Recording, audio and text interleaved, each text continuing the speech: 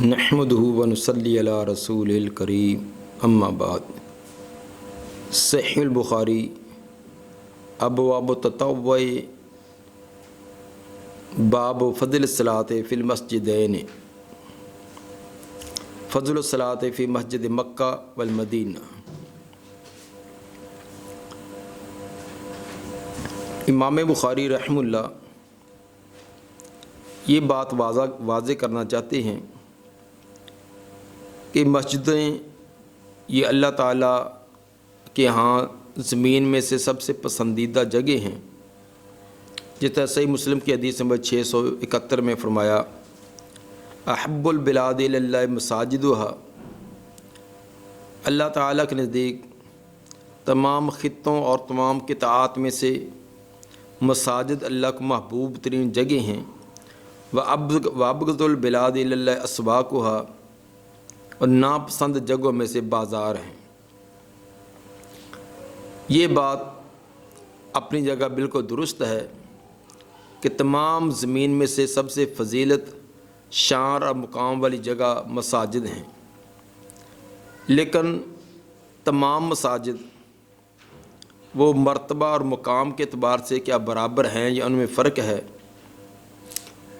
کسی مسجد کو ذاتی طور پر دوسری مسجد سے زیادہ شرف والا قرار دینا یہ انسان کے اختیار میں نہیں ہے، بلکہ اللہ تعالیٰ اور رسول صلی اللہ علیہ وسلم نے جس مسجد کو، جس جگہ کو شرف والا قرار دیا ہے وہی جگہ اور وہی مسجد شرف والی رہے گی۔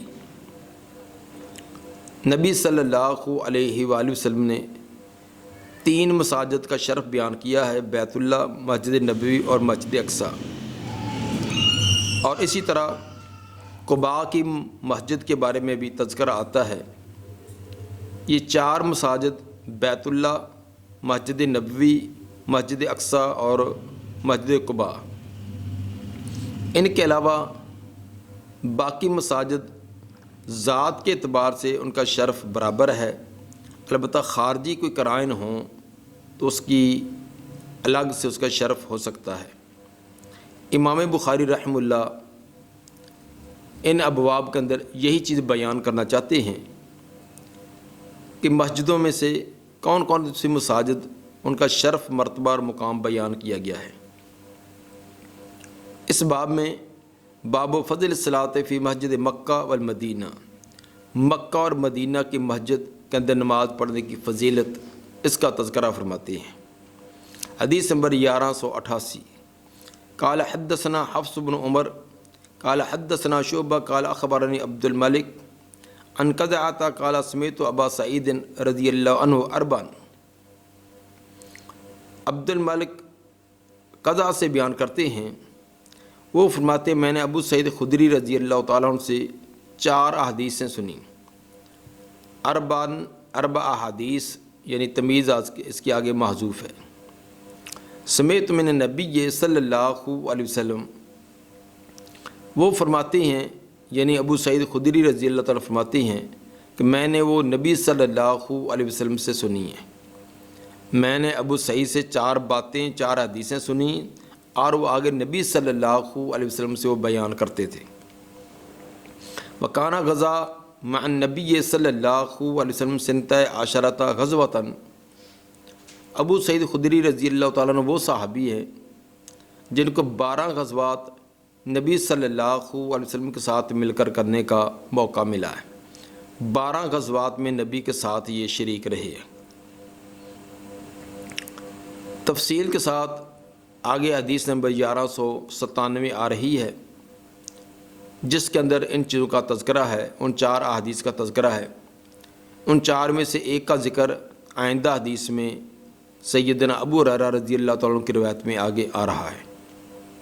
حدیث نمبر 1199، وحدثنا علی قال حدثنا سفیان عن الزہری عن سعید عن ابی ہریرہ رضی اللہ عنہ عن النبی صلی اللہ علیہ وسلم قال لا تشد الرحال الا الی 3 مساجد۔ نبی صلی اللہ علیہ وسلم نے فرمایا نہ تیاری کر کے جایا جائے سوائے 3 مسجدوں کے، 3 مسجدوں کے علاوہ اسپیشل سامان باندھ کر سواریوں کو تیار کر کے نہ جایا جائے۔ ایک اتفاقاً انسان کسی کام کے لیے جا رہا تھا تو کسی مسجد سے گزرا ہے تو ٹھیک ہے، وہاں نماز ادا کرے، تو گھر سے تیاری کر کے کسی دوسری مسجد میں جانا کہ وہاں نماز پڑھنے کا زیادہ اجر و ثواب ہوگا، یہ ایسا نہ کیا جائے۔ ہاں 3 مسجدیں ایسی ہیں جن کا گھر سے خصوصیت کے ساتھ اور اس کی تیاری کر کے وہاں کا ایک شرف اور درجہ زیادہ پانے کے لیے جانا، وہ 3 مسجدیں مسجد حرام، مسجد رسول اور مسجد اقصیٰ ہے۔ ان کے علاوہ کسی جگہ کی طرف تقرب اور عبادت کے لیے جانا یہ ثابت نہیں ہے، خواہ وہ مسجد ہو یا کوئی اور جگہ ہو۔ جیسے شہر بن حوشب نے چند لوگوں کے ساتھ طور پہاڑ پر جانے کا ارادہ کیا تو حضرت ابو سعید خدری رضی اللہ تعالیٰ عنہ کو پتہ چلا تو انہوں نے روک دیا، منع کر دیا، اور یہی روایت ان کو سنائی کہ آپ نے 3 مساجد کے علاوہ کسی اور کی طرف سفر کرنا کی اجازت نہیں دی۔ یہ واقعہ مسند احمد جلد 3 صفحہ 93 پر ہے۔ اسی طرح قزع بن یحییٰ نے طور پہاڑ پر جانے کا ارادہ کیا تو عبداللہ بن عمر رضی اللہ تعالیٰ عنہ کو پتہ چلا تو انہوں نے منع کر دیا، اور یہی روایت انہوں نے دلیل کے طور پر بیان کی۔ دیکھیے مجمع الزوائد جلد 4 صفحہ 4۔ تو ثابت ہوا کہ ان 3 مساجد کے علاوہ کسی اور کی طرف گھر سے تقرب کے لیے عبادت کی نیت سے جانا یہ درست نہیں ہے، نہ مسجد نہ کوئی اور جگہ۔ طور پہاڑ اس اعتبار سے تو اس کی ایک اہمیت ہے کہ حضرت موسیٰ علیہ السلام کو اللہ تعالیٰ نے اسے ہم کلامی کا شرف بخشا، طور اور تورات عطا فرمائی ہے۔ تو طور پہاڑ پر کوئی مسجد بھی نہیں تھی، لیکن صرف یہ ذہن میں رکھ کر کہ یہ شرف والی جگہ ہے جس پر حضرت موسیٰ علیہ السلام پر تورات نازل ہوئی، اللہ تعالیٰ سے ہم کلامی کا شرف ملا۔ تو یہ 2 واقعے جو حدیث میں آتے ہیں کہ شہر بن حوشب نے چند لوگوں کے ساتھ جانے کا ارادہ کیا، اسی طرح قزع بن یحییٰ نے جانے کا ارادہ کیا، تو ابو سعید خدری رضی اللہ تعالیٰ عنہ اور حضرت عبداللہ بن عمر رضی اللہ عنہما نے اس سے روک دیا۔ اس لیے جگہوں میں سے وہی جگہ اور وقتوں میں سے وہی وقت شرف والا ہوگا جس کو جو نص سے ثابت ہو، جس کو اللہ تعالیٰ نے یا نبی صلی اللہ علیہ وآلہ وسلم نے شرف والا بنایا۔ اپنی طرف سے کسی جگہ کو شرف والا بنانا، کسی رات کو، کسی دن کو، کسی صبح و شام کو یہ مقرر کرنا یہ کسی کے اختیار میں نہیں ہے، یہ اپنی طرف سے شریعت سازی کرنا ہے، یہ اللہ کا اختیار ہے۔ رسول کو اللہ نے اپنے وحی کے ذریعے رسول کو جو تعلیمات دی ہیں اور رسول آگے امت کو بتلائیں۔ البتہ خارجی سبب کی وجہ سے کسی جگہ کی طرف سفر کیا جا سکتا ہے، جیسے دعوت و تبلیغ کے لیے، حصول علم کے لیے، یا اسی طرح کاروباری سلسلے میں، یہ دیگر مقاصد ہوتے ہیں۔ اس کے اندر اس جگہ کا شرف، مرتبہ اور مقام یا اس کی باقی جگہ سے کوئی خاص خصوصیت مطلوب اور مقصود نہیں ہوتی۔ اسی طرح مثلا ایک جامع مسجد کے اندر نماز ہے تو جامع مسجد کے اندر زیادہ افراد ہونے کی وجہ سے وہاں اجر و ثواب زیادہ، یہ ایک خارجی سبب ہے۔ اسی طرح ایک آدمی دور سے چل کر اپنی مسجد میں آتا ہے، ایک کا گھر مسجد کے ساتھ ہے، ایک دور سے آتا ہے، تو یہ اس کو اجر و ثواب زیادہ قدم چلنے کی وجہ سے ایک خارجی سبب کی وجہ سے ہے، نہ کہ فی نفس مسجد کی وجہ سے۔ اس لیے اپنے محلے کی اور اپنے قرب والی مسجد کو چھوڑ کر کسی دور والی مسجد میں اس لیے جانا کہ وہاں جانے کی وجہ سے زیادہ شرف ملے گا، تو یہ ثابت نہیں ہے۔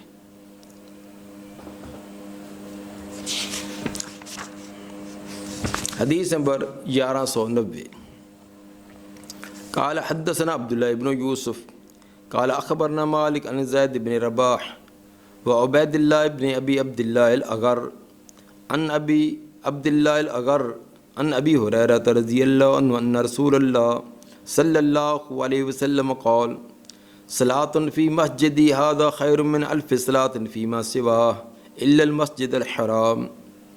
رسول اللہ صلی اللہ علیہ وسلم نے فرمایا صلاۃ فی مسجدی ھذا، میری اس مسجد میں نماز خیر من الف صلاۃ، 1000 نماز سے زیادہ فضیلت والی ہے، فیما سواہ، جو اس کے علاوہ کسی اور مسجد میں پڑھی جائے، الا المسجد الحرام، سوائے مسجد حرام کے۔ میری اس مسجد سے مراد مسجد نبوی ہے۔ مسجد نبوی کے اندر نماز پڑھنا دیگر مساجد میں نماز پڑھنے سے 1000 گنا زیادہ شرف والی ہے۔ البتہ بیت اللہ کا شرف الگ سے آتا ہے کہ اس کے اندر ایک نماز پڑھنے کا 1,00,000 نماز کا اجر و ثواب ملتا ہے۔ تو مسجد نبوی کے بارے میں جو صحیح روایت وہ یہی ہے جس میں 1000 کا ہے۔ بعض روایات میں 10,000 یا 50,000 کا جن کا تذکرہ ہے وہ روایات ثابت نہیں ہیں۔ یہ 1000 والی یہ صحیح بخاری کی روایت صحیح ہے کہ دیگر مساجد کے بنسبت مسجد نبوی کا شرف 1000 گنا زیادہ ہے۔ البتہ بیت اللہ کا اس کا 1,00,000 نماز کا اجر و ثواب ہے۔ باب و مسجد قباء، مسجد قباء میں نماز پڑھنا۔ قباء مدینہ سے 3 کلومیٹر کے فاصلے پر ایک بستی ہے۔ قباء اصل کے اندر ایک کنواں تھا جس کے نام پر وہ بستی معروف ہوگی۔ ہجرت کے وقت آپ پہلے قباء کے اندر 14 دن آپ نے قیام فرمایا تھا، اور اسی قیام کے دوران وہاں جس مسجد کی بنیاد رکھی وہ مسجد قباء ہے۔ تو پیچھے 3 مسجدوں کا تذکرہ تھا کہ 3 مسجدوں کے علاوہ کسی اور کی طرف سفر درست نہیں۔ ہاں البتہ کسی اور دلیل سے جس جگہ کی استثناء آئے گی وہ اس سے خارج ہو جائے گی، یہ تک مسجد قباء ہے۔ حدیث نمبر 1191 قال حدثنا یعقوب بن ابراہیم قال حدثنا ابن علیہ قال اخبرنا ایوب عن نافع عن ابن عمر رضی اللہ عنہما قال کان لا یصلی الضحی الا فی یومین۔ عبداللہ بن عمر رضی اللہ عنہما یہ ضحیٰ کی نماز نہ پڑھا کرتے تھے مگر 2 دنوں میں۔ ضحیٰ کی نماز 2 دنوں کے اندر یہ پڑھا کرتے تھے، عام روٹین میں نہ پڑھتے۔ یوم یقدم مکہ، ایک تو جس دن مکہ میں آتے، فإنه کان یقدمها ضحیٰ، وہ مکہ میں ضحیٰ کے وقت آتے، فیطوف بالبیت، بیت اللہ کا طواف کرتے، ثم یصلی رکعتین خلف المقام، پھر مقام ابراہیم کے پیچھے 2 رکعتیں ادا کرتے۔ ایک تو ضحیٰ کی یہ نماز کہ جب بیت اللہ میں آتے تو ضحیٰ کے وقت آتے اور طواف کرنے کے بعد مقام ابراہیم کے پیچھے 2 رکعتیں ادا کرنا۔ و یوم یاتی مسجد قباء، اور دوسرا جتنے مسجد قباء میں آتے، فإنه کان یاتی کل سبت، تو مسجد قباء کے اندر وہ ہر ہفتے کے دن آتے تھے، جمعے کے بعد جو ہفتے کا دن اس دن آتے۔ فإذا دخل المسجد، جب مسجد میں داخل ہوتے، کارے ان یخرج منہ، تو ناپسند کرتے کہ اسے نکلیں، حتی یصلی فی، یہاں تک اس میں نماز ادا کر لیں۔ مسجد قباء کے اندر بھی جب داخل ہوتے تو 2 رکعتیں پڑھے بغیر وہاں سے نہ نکلتے۔ قال وکان یحدث ان رسول اللہ صلی اللہ علیہ وسلم کان یزورہ راکبا و ماشیا، اور وہ بیان فرماتے تھے کہ رسول اللہ صلی اللہ علیہ وسلم بھی اس مسجد کی زیارت کے لیے تشریف لایا کرتے تھے، پیدل بھی اور سوار ہو کر بھی، کبھی سوار ہو کر آتے اور کبھی پیدل آتے، تو آپ اس مسجد میں آیا کرتے تھے۔ مسجد قباء کے اندر نماز پڑھنے کی بھی فضیلت آتی ہے، جیسے کہ ابن ماجہ کی حدیث نمبر 1412 اور سنن نسائی کی حدیث نمبر 700 کہ جو گھر سے نکلے اور مسجد قباء میں نماز ادا کرے تو اسے عمرے کا ثواب ملتا ہے۔ تو مسجد قباء کے اندر 2 رکعتیں ادا کرنا یہ عمرے کا کے ثواب کے برابر ہے۔ حدیث نمبر 1192 قال وکان یقول، اسی طرح عبداللہ بن عمر یہ بھی فرمایا کرتے تھے، انما اصنع کما رأیت اصحابی یصنعون، بھی میں تو اسی طرح کرتا ہوں جس طرح میں نے اپنے ساتھیوں کو کرتے دیکھا۔ ولا امنع احدا ان یصلی فی ای ساعۃ شاء من لیل او نہار، اور میں نہیں روکتا کسی ایک کو کہ وہ نوافل پڑھے جس وقت بھی چاہے، رات یا دن، دن رات کسی وقت میں بھی کوئی نوافل پڑھے میں اس کو روکتا نہیں ہوں۔ غیر اللہ تتحرو طلوع الشمس ولا غروبہا، علاوہ اس کے کہ نہ تلاش کرے وہ طلوع شمس اور غروب شمس کا وقت تلاش نہ کرے۔ عین سورج طلوع ہو رہا ہے یا غروب ہو رہا ہے اس وقت وہ نوافل وغیرہ کی ممانعت ہے۔ اس کے علاوہ ان ممنوع اوقات کے علاوہ جب کوئی چاہتا ہے نوافل پڑھے میں اس کو نہیں روکتا، لیکن خود ان کا عمل یہ تھا کہ ان 2 دنوں کے اندر ضحیٰ کے نوافل پڑھا کرتے تھے۔ باب نمبر 3، باب من اتا مسجد قباء کل سبت، باب ہے جو مسجد قباء کے اندر ہر 7ویں دن آئے، روزانہ کے بجائے آپ 7ویں دن مسجد قباء میں تشریف لاتے۔ حدیث نمبر 1193، قال حدثنا موسى بن اسماعیل قال حدثنا عبد العزیز بن مسلم عن عبد الله بن دینار عن ابن عمر رضی اللہ عنہما قال کان نبی صلی اللہ علیہ وسلم یاتی مسجد قباء کل سبت ماشیا و راکبا، نبی صلی اللہ علیہ وسلم مسجد قباء میں ہر ہفتے کو آتے، پیدل بھی اور سوار ہو کر بھی، دونوں طرح ہی آیا کرتے تھے۔ وکان عبداللہ رضی اللہ عنہ یفعلو، عبداللہ بن عمر بھی ایسے ہی کیا کرتے تھے کہ ہفتے کے دن مسجد قباء میں آتے اور 2 رکعتیں ادا کرتے۔ اس کی وجہ بعد نے یہ بھی بیان کی کہ جمعے کے دن لوگ دیگر مساجد میں جمعہ ادا کرنے کے لیے کی بجائے وہ مسجد نبوی میں آتے تو جمعے کے دن قباء کی مسجد کے اندر رونق کم ہو جاتی ہے، تو اگلے دن ہفتے کے دن آپ وہاں جاتے کہ جو اس کے اندر کوئی کمی واقع ہوئی ہے تاکہ اس کو دوبالا کیا جائے۔ یا ویسے بھی آپ کے وہاں تعلقات بھی تھے، سب سے پہلے آپ نے بنیاد بھی رکھی تھی، تو ہفتے کے اندر ایک آدھا دن آپ جاتے تاکہ وہاں کے لوگوں کی خبر گیری ہو، ان کے ساتھ تعلقات مضبوط رہیں، ان کی جو ضروریات ہیں، ان کے کوئی سوالات، ان کی کوئی علمی باتیں وہ بھی معلوم کر سکیں۔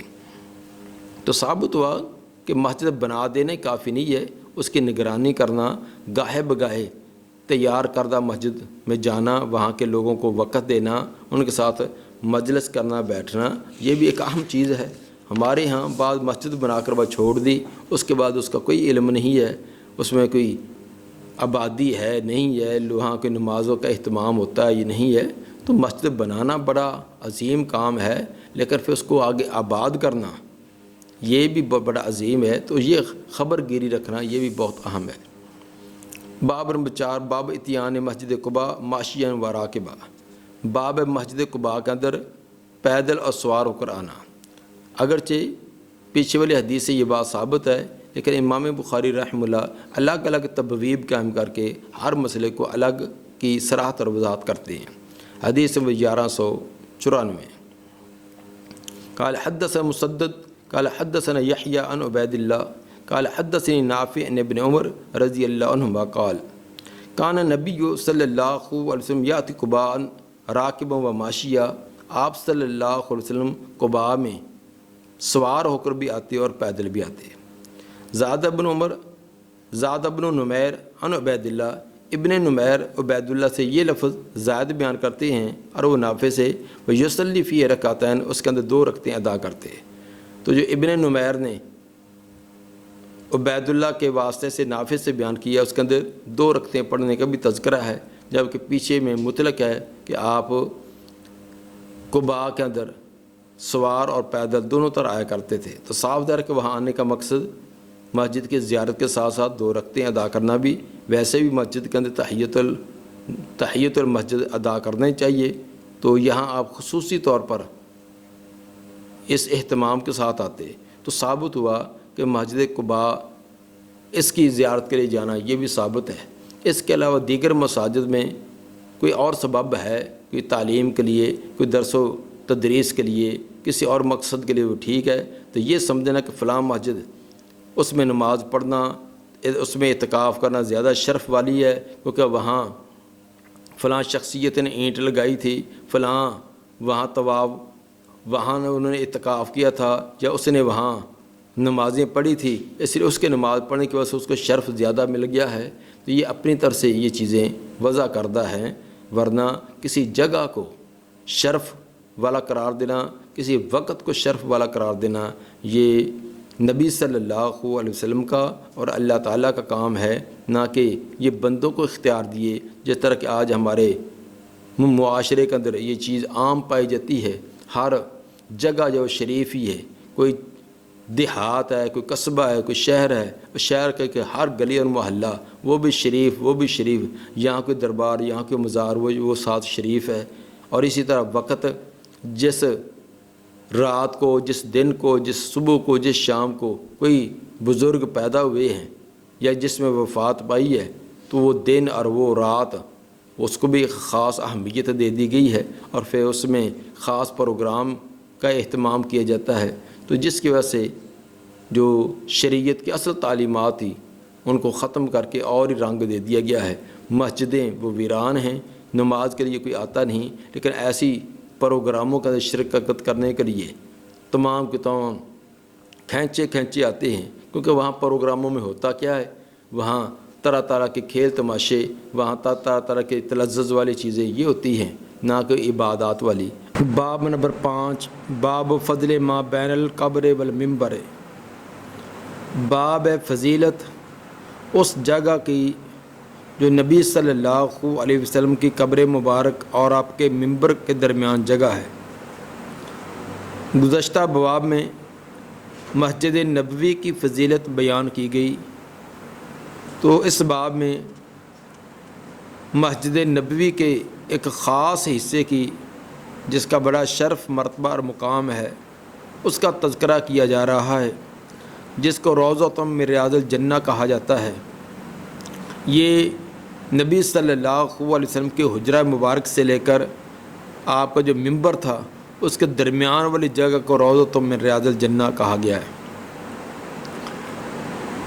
حدیث نمبر 1195، قال حدثنا عبداللہ ابن یوسف قال اخبرنا مالک عن عبداللہ ابن ابی بکر عن عباد ابن تمیم عن عبداللہ ابن زید المازنی رضی اللہ عنہ ان رسول اللہ صلی اللہ علیہ وسلم قال ما بین بیتی و منبری روضۃ من ریاض الجنہ۔ رسول اللہ صلی اللہ علیہ وسلم نے فرمایا، میرے گھر اور میرے منبر کے درمیان، بیتی سے مراد سیدہ عائشہ رضی اللہ تعالی عنہا والا گھر ہے، میرے گھر اور میرے منبر کے درمیان جگہ یہ روضۃ من ریاض الجنہ، یہ جنت کے باغیچوں میں سے، جنت کے باغات میں سے ایک باغیچہ ہے۔ حدیث کے اندر ما بین بیتی کا لفظ ہے، جبکہ امام بخاری رحمہ اللہ نے بین القبر والمنبر کا تذکرہ کیا ہے، اس لیے کہ جب آپ نے یہ بیان کیا اس وقت تو آپ کا وہ گھر تھا، تو وفات کے بعد اسی حجرہ عائشہ رضی اللہ تعالیٰ عنہ کے اندر آپ کو آپ کی تدفین ہوئی ہے، تو بعد کے اندر وہ جگہ گویا کہ آپ کی قبر، آپ کا روضہ اور منبر کے درمیان والی جگہ یہ معروف ہوگی۔ حدیث نمبر 1196، حدثنا مسدد قال عن یحییٰ عن عبید اللہ قال حدثنی خبیب بن عبد الرحمن عن حفص بن عاصم عن ابی ہریرہ رضی اللہ عنہ عن النبی صلی اللہ علیہ وسلم قال ما بین بیتی و منبری روضۃ من ریاض الجنہ و منبری علی حوضی، جو جگہ میرے گھر اور میرے منبر کے درمیان ہے یہ جنت کے باغیچوں میں سے ایک باغیچہ ہے، و منبری علی حوضی، اور میرا منبر میرے حوض پر ہوگا، جس جگہ منبر ہے اسی جگہ حوض ہوگا۔ یہ قیامت کے دن گویا کہ مسجد نبوی کا یہ خاص شرف ہے۔ ایک تو مسجد نبوی کا ایک حصہ روضۃ من ریاض الجنہ، دوسرا حوض بھی قیامت کے دن آپ کے منبر کی جگہ پر ہوگا۔ باب نمبر 6، باب مسجد بیت المقدس، بیت المقدس بیت المقدس اس مسجد کی فضیلت اور مرتبہ مقام۔ حدیث نمبر 1197، قال حدثنا ابو الولید قال حدثنا شعبہ عن عبد الملک سمعت قدعة مولا زیاد قال سمعت ابا سعید الخدری رضی اللہ عنہ یحدث بأربع عن النبی صلی اللہ علیہ وسلم ابو سعید خدری رضی اللہ تعالیٰ عنہ 4 باتیں نبی صلی اللہ علیہ وسلم سے بیان کرتے تھے. فَأَعْجَبْنَنِي وَأَعْنَقْنَنِي، وہ 4 باتیں مجھے بڑی پسند تھی اور انہوں نے مجھے بڑا خوش کر دیا. وہ چاروں باتیں، چاروں نبی کے فرمان انہوں نے مجھے خوش کر دیا اور مجھے پسند بہت تھی. وہ 4 باتیں کون سی؟ قال لا تسافر المرأة یومین الا ومعها زوجها او ذو محرم، نہ سفر کرے کوئی عورت 2 دن مگر اس کے ساتھ اس کا خاوند یا کوئی ذی محرم ہو. 2 دن کی مسافت بھی اکیلی عورت سفر نہ کرے، اس کے ساتھ اس کا خاوند یا ذی محرم ہونا لازمی ہے.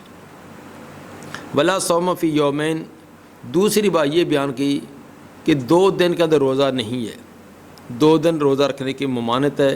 الفطر والاضحیٰ، یوم الفطر اور یوم الاضحیٰ دونوں عیدوں کے درمیان روزے کی ممانعت ہے. تیسری بات جو آپ نے فرمائی، ولا صلاۃ بعد صلاتین، 2 نمازوں کے بعد نماز نہیں، یعنی نفلی نماز نہیں ہے. بعد صبح حتیٰ تطلع الشمس، صبح کی نماز کے بعد حتیٰ کہ سورج طلوع ہو جائے. وبعد العصر حتیٰ تغرب، اور عصر کے بعد یہاں تک سورج غروب ہو جائے. ولا تشد الرحال الا الی 3 مساجد، چوتھی بات جو آپ نے فرمائی کہ نہ سامان وغیرہ اسپیشل باندھ کر پوری تیاری کر کے گھر سے جایا جائے کسی مسجد کی طرف، کسی جگہ کی طرف سوائے 3 مسجدوں کے، مسجد الحرام، ایک مسجد حرام، و مسجد الاقصی، مسجد اقصی بیت المقدس، اور وہ مسجدی، میری یہ مسجد یعنی مسجد نبوی. یہ 3 مساجد ہیں جن کی طرف خصوصی اہتمام کے ساتھ گھر سے ثواب اور عبادت کی نیت سے سفر کیا جا سکتا ہے. باقی کسی اور جگہ کی طرف، کسی اور مسجد کی طرف یہ سمجھنا کہ وہاں جا کر نماز پڑھنے سے زیادہ اجر و ثواب ہوگا، یہ درست نہیں ہے. مساجد تمام برابر ہیں. ہاں البتہ اگر کوئی خارجی سبب ہے، وہاں کوئی علمی مجلس ہے، پڑھنے پڑھانے کا کوئی سلسلہ ہے، تو وہ ایک اضافی چیز الگ ہو سکتی ہے. فی نفس مسجد ہونے میں مساجد برابر ہیں. دعا ہے کہ اللہ تعالیٰ نبی صلی اللہ علیہ وسلم کے فرامین پر کما حق کو عمل کرنے کی توفیق عطا فرمائے. سبحان ربک رب العزت عما یصفون والسلام علی المرسلین والحمد للہ رب العالمین.